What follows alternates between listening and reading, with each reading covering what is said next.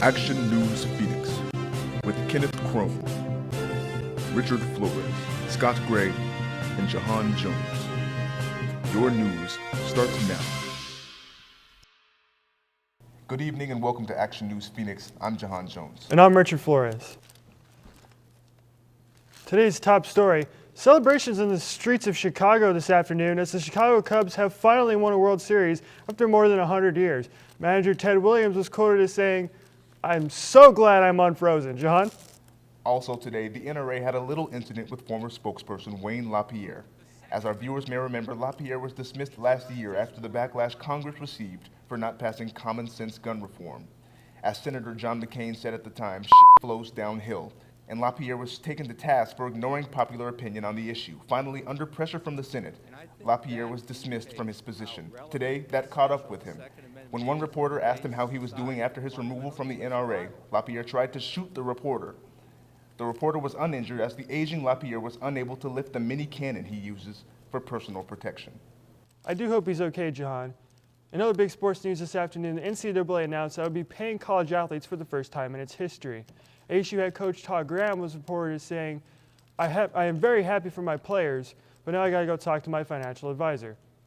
Also, NCAA President Mike Emmert was quoted as saying, "I know that'll cost me, the school, some money, but it is time to be fair to these athletes. Maybe they'll graduate more instead of cashing in early." Jahan? The big news tonight is the recent changes at ProPublica, a nonprofit news organization founded in 2007. Since its inception, ProPublica has endured a number of changes in order to compete in a world of constant technological advancement and financial uncertainty. Over the last year in particular, ProPublica has seen drastic changes in the realm of technology. For more, we turn to our tech guru, Scott Gray. Scott? Hey guys, this is Scott reporting from the Singularity. Are you reading me? We read you, Scott. As we were discussing, what has happened in the world of technology over the last year? Well, there's been some pretty significant changes for me. As you can see, I've uploaded myself to the internet.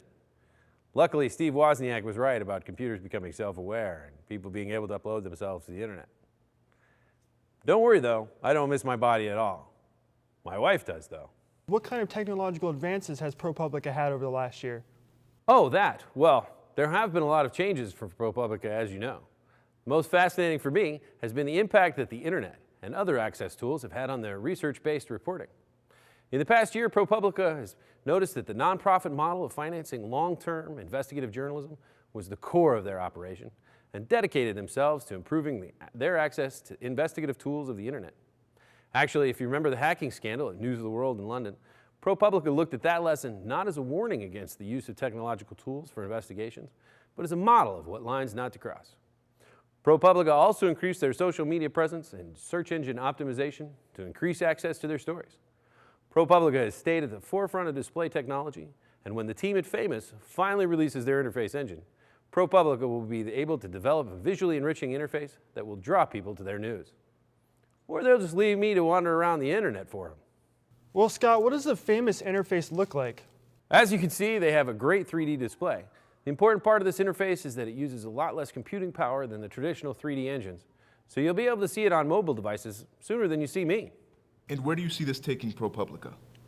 We've seen ProPublica focus on their research and writing in the past, and this looks to be the way they'll continue. These technological tools will give them an edge in this area. I see them becoming a valuable wire service, competing with the likes of Associated Press or Reuters. Back to the studio for some people who can still feel. Somebody rescue me. We'll get right on that, Scott. And now we shift our focus to ProPublica's finances. Technology and business go hand in hand in news media, and with consumer demand ever increasing and struggling to monetize their platforms, the question remains, how do news organizations survive and prosper in this technological age? With more, we turn to Kenny Crone. Just in the past year, we have seen a radical change in the field of investigative journalism. We now go live to Wall Street. Kenny, how's it going out there? Well, as you can see behind me, things have changed a little bit on Wall Street. With some drastic consequences. When ProPublica showed journalism how nonprofit business models could be more successful than the classic corporate model, it sent investors and businessmen alike into a state of chaos. Today, those still fighting to uphold their former business models have engaged in trench warfare in the former New York Stock Exchange building behind me, and it has gotten ugly. So Kenny, how does ProPublica's new business plan bring about change in the industry? That is a good question, as a lot of people here are still confused as to why those fighting are still standing by their beliefs so strongly. In September 2013, ProPublica modified its business plan to where it could still stay nonprofit. They were able to work with some angel investors and venture capitalists to increase the amount of investigative journalism that they could produce. The figurehead of the over $50 million in contributions that they received was Warren Buffett, whose investment in journalism continually shapes the industry. That increase in funding tripled their circulation, and it allowed them to overtake AP as the world's go-to wire service. The company also added 50 new employees. But the reason why there is so much unrest is that a lot of executives at other companies saw this as the way of the future and noticed that they needed to change. And they realized that they would no longer be able to get those expensive bonuses and take their family on trips to Bermuda. And that's where they drew a line in the sand. Kenny, who are some of the major players on both sides of the battlefield? As far as nonprofit goes, there's a large group here defending the side of Warren Buffett. But another faction is led by Wolf Blitzer, former host of the CNN program The Situation Room, which was axed after thousands of accusations of corruption as well as faulty reporting that really began after last year's Boston Marathon. Wow, what seems to be the major cause of this fighting, Kenny?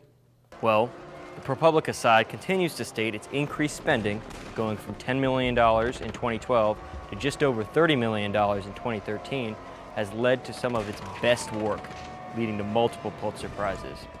Also, some of its top-level execs have slashed their salaries by over $200,000, leaving the company with even more to spend on investigative work. They continue to spend around 85% of their total revenue on producing news, which is much higher than the industry average of about 15%. Wolf Blitzer's side, however, continues to state that if their companies cannot increase their revenue by around $15 to $20 million in advertising, that those companies will have to go the way of a merger or possibly even bankruptcy.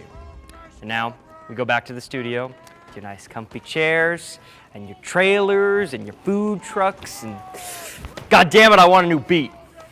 Well, Kenny, we thank you for your service, and you be safe out there, man. Oh be safe out there, Kenny. Oh, and now we'd like to give a shout out to the winners of this year's Pulitzer Prizes. That's right, Jahan. It's been a tough year for the judges this year, as they have actually handed out more awards than they have in any other year. That is right. Even after adding more categories, they were forced to pare down the finalists to the few they gave out. We here at Action News Phoenix have found it would be much easier if they would just have given out a Best Teacher Award. It would have saved them a lot of trouble. Yes, the crack researchers at ProPublica found that the combined winners of both the Pulitzer and the Peabody came from one class. That's right, Jahan. That came from Susan Lisovicz's Future of Business and Journalism class in the spring of 2013. What a surprise, and what an impressive class. Well, Jahan, that class was definitely a great class, and they do deserve every award they got. But before we end our broadcast this evening, we're going to introduce a brand new segment, Point Counterpoint, with Jahan and myself. Jahan? Well, the discussion tonight surrounds the future of ProPublica. So my opinion is, if you take into account ProPublica's strong tech platform and their firm business model, it seems like they're poised for a bright future. I gotta disagree with you, Jahan. You know the old adage, if it bleeds, it leads, and that is usually where the journalism industry is. So that is why I think investigative journalism is really on the fritz right now, and it will be, is because people have a hard time reading those really in-depth stories like this stuff about financial reform on Wall Street because it's so complicated. I mean, not a lot of people know what a CDO is. I certainly don't know what a CDO is. And because of that, I think that's why ProPublica is gonna have a hard time surviving. Well, Richie, you're wrong. And that's all the time we have for tonight. I'd like to thank Kenny and Scott.